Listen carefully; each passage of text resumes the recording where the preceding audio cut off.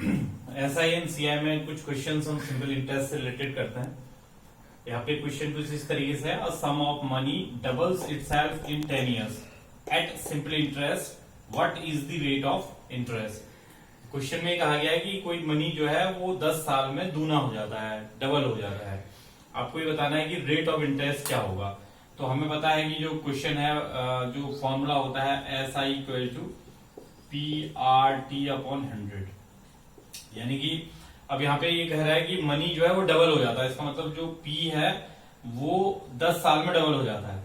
तो आपका जो प्रिंसिपल है वो पी है, तो एस आई जो है अगर डबल हो जा रहा है तो इसका मतलब हाफ वो मनी हो गया, हाफ इंटरेस्ट हो गया, तो एस आई भी पी के इक्वल हो गया। मतलब आपका पी अगर आपने एक्स कह दिया, रुपीज एक्स कह दिया, तो अमाउंट जो है वो ₹2x हो गया। तो एस आई जो है वो पी ए माइनस पी, यानी कि फिर से ₹x हो जाएगा। तो यहां अगर आपने ये x हो गया तो ये भी x हो गया। r आपने निकालना है, t है 10 ईयर्स अपॉन 100, इससे ये कैंसिल हो गया।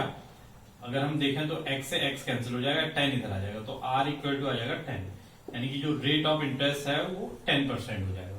यानी कि 10% रेट ऑफ इंटरेस्ट के हिसाब से जो कोई भी मनी है वो 10 ईयर्स में जो मनी है वो डबल हो जाएगा अगर आपका रेट ऑफ इंटरेस्ट 10% है। नीचे जो क्वेश्चन है that is a certain sum of money amounts to ₹756 in 2 years and to ₹873 in 3.5 years, find the sum and the rate of interest. वही कह रहा है कि कोई मनी जो है वो 756 हो जाता है अमाउंट 2 इयर्स में। तो अगर आप प्रिंसिपल को ₹x ले लेते हैं तो उस केस में आपका जो ऐसा ही होगा, क्योंकि अमाउंट इतना हो जा रहा है तो 756 माइनस x हो जाएगा रुपीस। तो और दूसरी बार में यही जो है आपका प्रिंसिपल अगर x है तो ये 7 और p इतना है, ऐसा इतना है, और इसमें जो टाइम है वो 2 इयर्स है। अगले केस में p है ₹x, ऐसा ही है ₹783 873 माइनस x, और जो टाइम है वो 3.5 इयर्स हो गया। अब हम अप्लाई करते हैं तो हमारे पास जो इक्वेशंस बन जाएंगी कुछ इस तरीके से बन जाएंगी। फर्स्ट वाली इक्वेशन बन जाएगी ऐसा इक्वल टू होता है, यानी कि 756 minus X equal to P R T upon 100।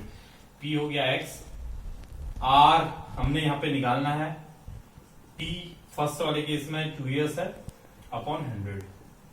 दूसरे केस में देखा तो दूसरे वाले में है आपका 873 SI equal to P R T, यहाँ पे है 3.5 अपॉन 100।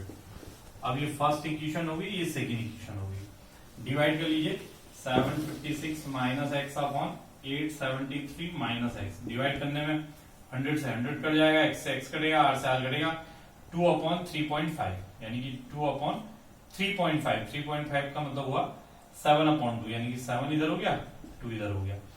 तो मल्टीप्लाई करिए, 7 6 जा 42, 7 5 जा 35 एंड 4 39, 7 7 जा 49, 49 and 3 52 minus 7x equal to here 4 3 जा 12, 4 7 जा 28 29, 4 8 जा 32, 32 का 34 माइनस 4x।